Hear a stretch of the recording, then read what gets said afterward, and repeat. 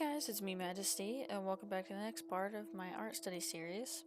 Today we're finally moving on to general compositions and forms as a part of art lesson 11. I don't usually think about composition when drawing, but I thought that with all the other studies that I've been doing, it was time to actually get into what makes a good composition. So let's jump into it. So composition, as it is presented here, is basically how you arrange your art piece onto its canvas in a way that focuses the viewer's eye. There are many different ways to organize your piece, and how you do this is by thinking about what are you trying to communicate? What is the focus? And those questions generally set the stage for how you're going to structure your illustration or your painting. Starting out, I used what they call rule of thirds composition layout. It's a pretty famous one, and even if you're not an artist, I'm sure that you have seen something like this before. I decided to use this method first since it's relatively easy to sort out, and it gives my brain a kind of warm-up and preparation for the other two composition examples I painted. I also decided to keep the illustrations in one color and use varying shades of that color in order to kind of keep things simple, because if I had to commit to try and match the colors of the illustration like one-to-one, I would have gotten lost in all that and all the details of it, and most likely would have forgotten why I was even sketching it anyway.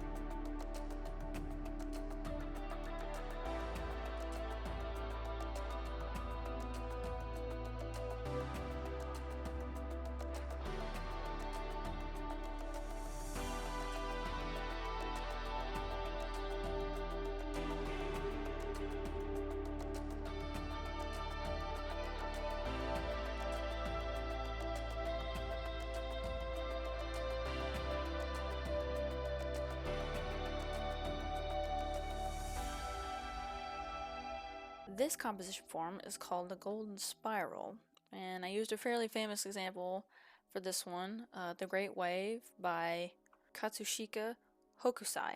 This one is one of the better examples of the golden spiral that I could find, despite it having a fairly simple subject.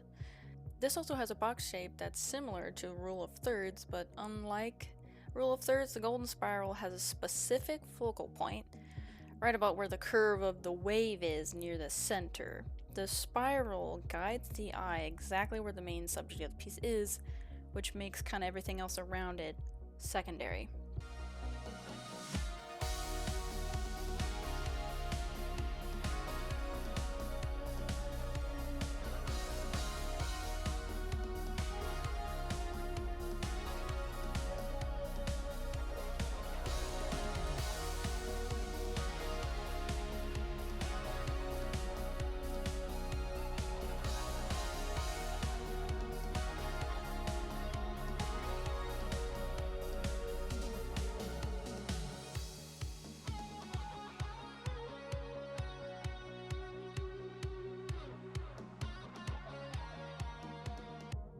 Lastly, this is a compound curve composition.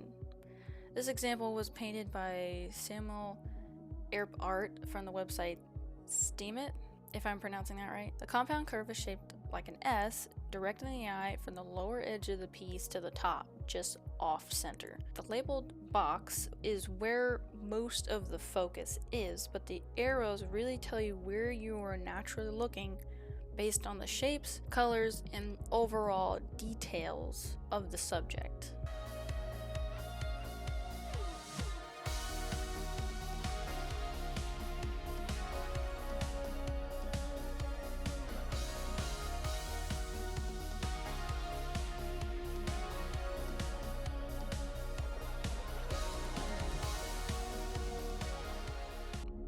Composition can be difficult, especially if you're not sure what it is that you want to silently communicate through your work.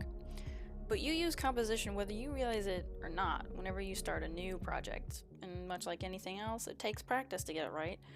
And no matter how much you've done it, because some days are great and some days are not so much. But that's really all I have for this video. Next video we'll be focusing on my arch nemesis, color theory. So we'll see how that goes. Anyway, if you're interested in joining my Patreon, please check out the link below. And if you're wanting to check out what kind of products I offer, click on my Etsy link, also in the description. I stream every Monday from 8:30 p.m. to 10 p.m. EST, so please come visit the stream and hang out. And that about wraps it up. Thank you so much for watching.